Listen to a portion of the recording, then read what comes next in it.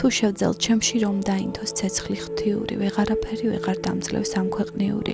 ეს სიტყვები საქართველოს მართლმადიდებელი სამოციქულო ეკლესიის ბოლო ათწლეულების ერთ-ერთ გამორჩეულ მღვდელმსახურს, არქიმანდრიტ სოკრატეს ეკუთვნის, რომელმაც თავისი ცხოვრებით ქრისტიანებს საუკეთესო მაგალითი მისცა იმისა, თუ როგორი უნდა იყოს ადამიანის მხრიდან უფლისადმი და ეკლესიისადმი ერთგულება, თავგანწირვა და სიყვარული.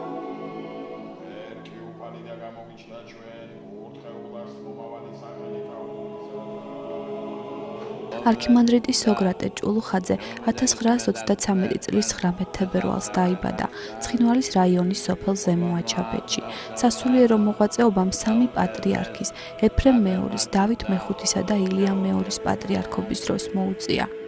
მათი გამორჩეული ოჯახიდან სამი სასულიერო პირი გამოვიდა.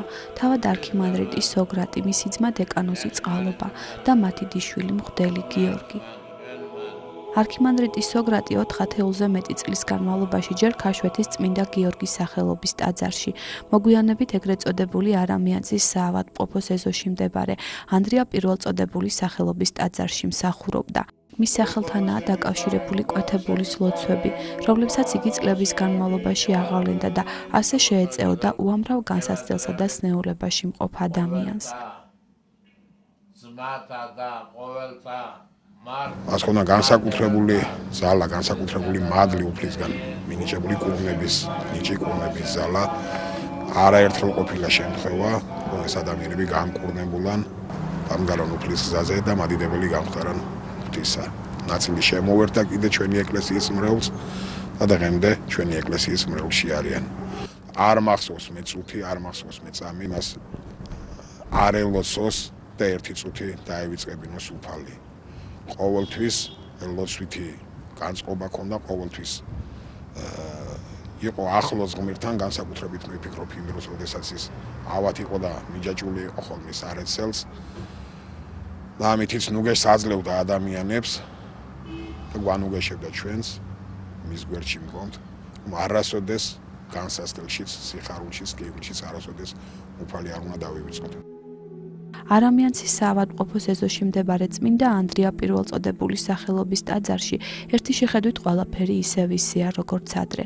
ცარიელია მხოლოდ მამა სოკრატეს კელია, ადგილი, სადაც იგი ბოლო წლებში დროის უმეტეს ნაწილს ატარებდა და მძიმე ავადმყოფობის მიუხედავად მუდამ მზად იყო შესწეოდა განსაცდელში მყოფ ადამიანებს. ყველას, ვინც კი მასთან ოდესმე კვეთებულის ლოცვაზე მისულა, კარგად ემახსოვრება, რომ არქიმანდრიტი ავადმყოფის მარტო ხორციელ განკურნებაზე კი არ ზრუნავდა, მუდმივად შთააგონებდა, რომ მთავარი სულიერი გადარჩენაა. იყავით წევრი ეკლესიისა და გადარჩებით, ეძიებდით სასუფეველსა ღვთისასა და სიმართლესა მისსა და ყოველივე შეგეძინოთ თქვენ. თითქოს ანდერძივით უტოვებდა მასთან განკურნების სურვილით მისულებს. ხშირად უკითხავდა საკუთარ ლექსებსაც, რომლებიც როგორც თავად აღნიშნავდა, სახარებისეულის სიბრძნითა და უფლის სიყვარულით იყო ნასაზრდოები.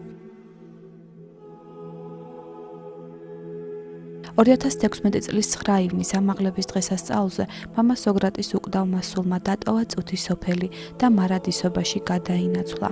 მრევლს კი დიდ ტკივილთან ერთად დაუტოვა იმედი იმისა, რომ იმ ქვეყნიდან კიდევ უფრო მეტად გააძლიერებს ლოცვებს ჩვენი ქვეყნისთვის და ადამიანებისთვის, რომლებიც ხსნას მხოლოდ უფალში ხედავენ.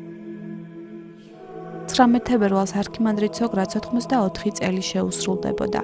სულთა და ხორცთა მკურნალი მოძღვარი მის მიერ აგებული ანდრია პირველწოდებულის სახელობის ტაძრის ეზოში განისვენებს. ძნელია ეკლესიის წიაღში იპოვო ადამიანი, რომელსაც არსმენია მამა სოკრატის სულიერი ღვაწლისა და მის მიერ აღვლენილი კურნებების შესახებ, ამიტომ მისაფლავთა მუდამ ხალხმრავლობაა. ტაძარში მისულ ადამიანებს სჯერათ, რომ უფლის შეწევნითა და მამა სოკრატეს ლოცვით აუცილებლად მიიღებენ ნუგეშს. მათ ცხოვრებაში ყველა განსაცდელი წავა და სიხარული მოვა.